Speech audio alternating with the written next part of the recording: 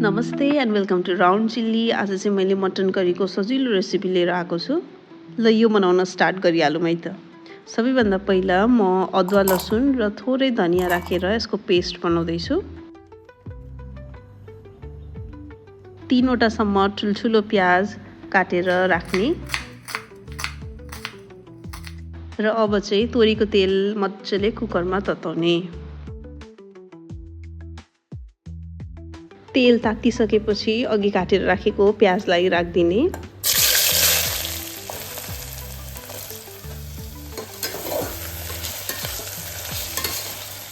अघि बनाएर राखेको अदुवा लसुनको पेस्ट पनि राखिदिने।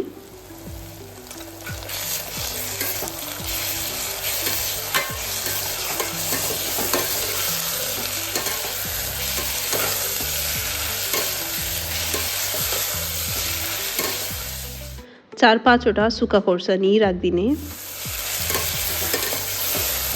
र अब चाहिँ एकछिन भुटिसकेपछि माथिबाट मटन राखिदिने।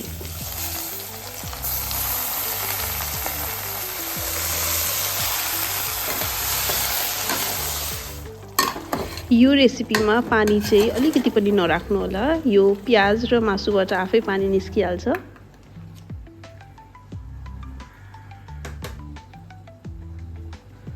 चाहिने जति सबै धुलो मसलाहरू एउटा सानो बाउलमा हालेको छु र यो चाहिँ अब मासुमाथि राखिदिने।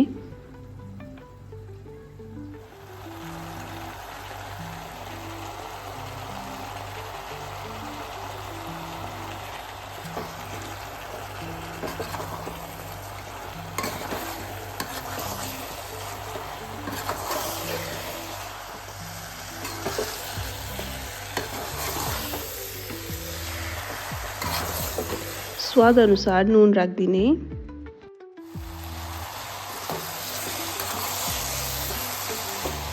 एकछिन यसलाई भुटिसकेपछि अब पानी नहालिकन लो फ्लेममा 6 देखि 7 सिटीसम्म यसलाई पकाउने।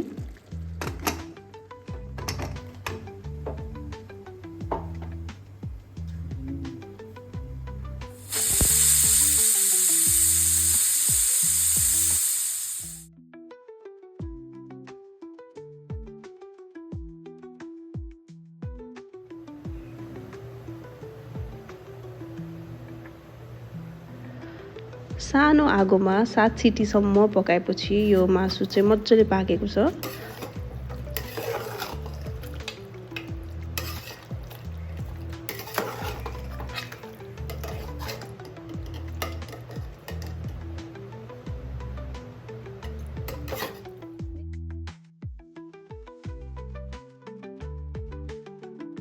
अब यसमा आधा चम्चा जति घिउ राखिदिने र थोरै गरम मसला पनि राखिदिने।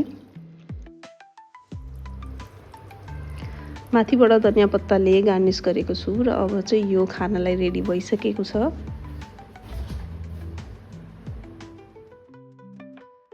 र यसरी बनाउँदा थोरै समयमा थोरै सामग्री युज गरेर मिठो मटन करी तयार हुन्छ।